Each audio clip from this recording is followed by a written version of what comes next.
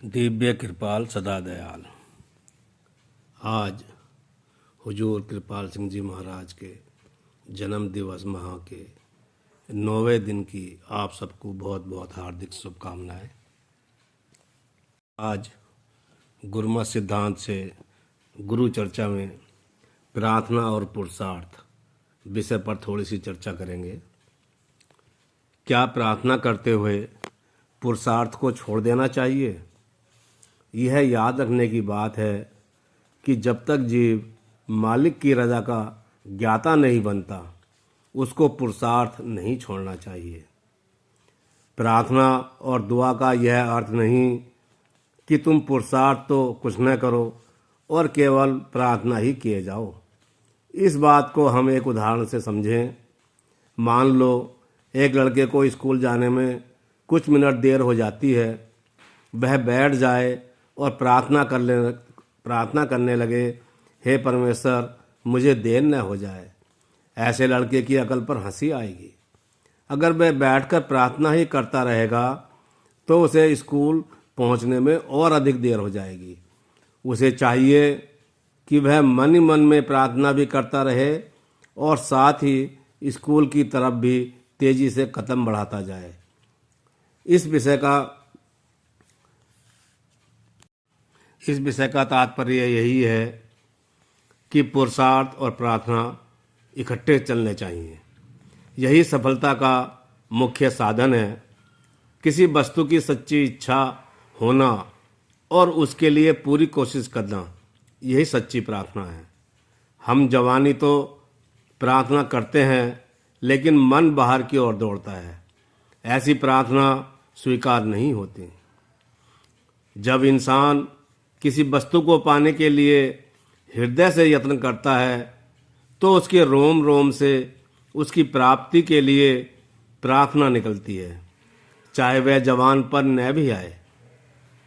जब कोई ज़रूरत आ जाए या मुसीबत आ पड़े तो निश्चय और दृढ़ता के साथ कोशिश करो और अपने अंदर जो त्रुटियां और कमजोरियों के कारण दोष पैदा हो गए हैं उनको दूर करने के लिए मालिक से प्रार्थना करो। तीव्र इच्छाएं ही प्रार्थना का आधार बनती हैं। अगर हम अपनी सारी इच्छाएं प्रभु को समर्पित कर दें तो हम निश्चित हो जाते हैं। अगर हम ऐसी इच्छाएं जवान पर लाने या उनको करने से पहले ही मालिक के हवाले कर दें तो उनके सफल होने में कोई रुकावट नहीं है। प्रार्थना वही है जिसमें विरह और तड़फ हो और जो सबर और पूर्ण स्थिरता के साथ प्रेम भरे हृदय और नम्रता की जबान से निकले और जो सद्गुरु के आदेशों के अनुसार अपना जीवन बनाने के लिए की जाए। सच्ची प्रार्थना वह है जिससे सद्गुरु की बख्शिशों के प्रति हृदय से आभार प्रकट हो। प्रार्थना बनावटी नहीं होनी चाहिए। प्रार्थना सच्चे दिल से करनी चाहिए। सद्गुरु का हुक्म सद्गुरु का रूप होता है। जो सद्गुरु के उपदेश को जीवन में धारण करता है और सद्गुरु के हुक्म पर अमल करता है, उसे सद्गुरु की प्रसन्नता प्राप्त होती है।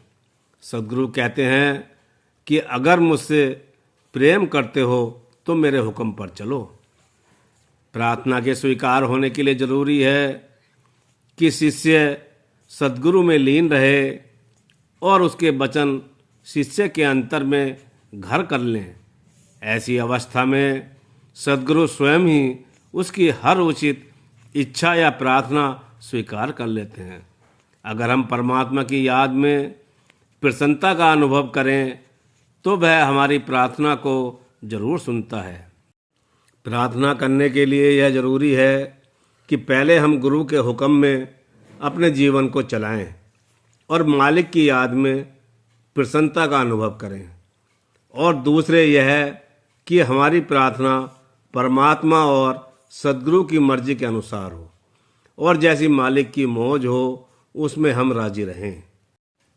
अगर किसी दुख के छुटकारे के लिए हमारी प्रार्थना स्वीकार न भी हो तो इतना तो जरूर होता है कि हमारे अंदर दुख को सहने के लिए बल बढ़ जाता है और हमें अपने सामर्थ्य का पता लग जाता है। कई बार वे उपाय सूझ जाते हैं जिनसे कि उन कष्टों और दुखों से छुटकारा हो जाता है। शेष कल दिव्य कृपाल सदा दयाल।